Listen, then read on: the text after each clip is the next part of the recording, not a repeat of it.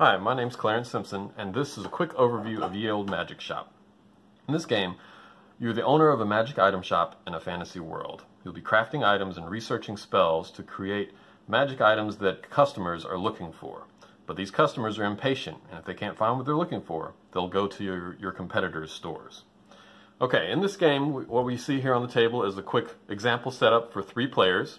Each player gets a player sheet and starts the game with 3 customers in their store. There are also some global goals here that are shared that can be achieved over the course of the game.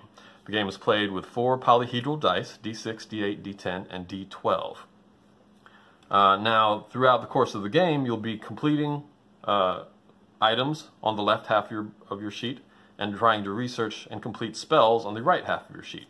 The way you do this is by completing all of the check boxes on a particular row. So each row is an item or a particular spell or enchantment.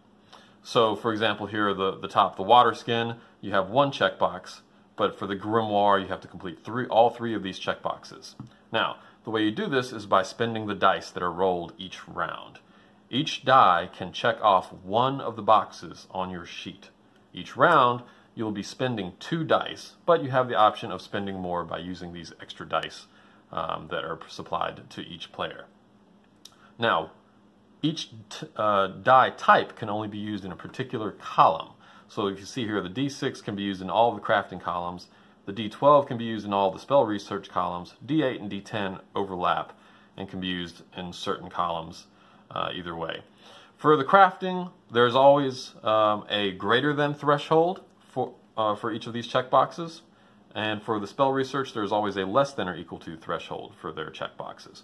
So in general, what that means is that high numbers are good for crafting, low numbers are good for spell research. Anytime that you complete an item or spell, you earn some victory points. Those are the stars along the edges, and you also earn a die modifier. That's what these little triangles are. So the red ones let you modify die values down. Green ones let you modify die values up. You can actually research some charms that can increase the values of these modifiers as well. And those modifiers, once they're earned, they're consumable, but they can be spent immediately, which can allow for some interesting combo plays. When each player is done, they put the pencils down.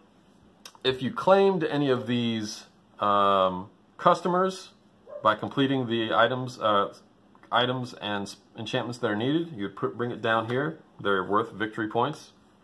And then you would deal out a new customer face down. Now at the end of each round, what happens is that every customer rotates around the board. So the far left one goes to the next player. These 2 slide down. This comes over here like this, and then you flip over the new customer.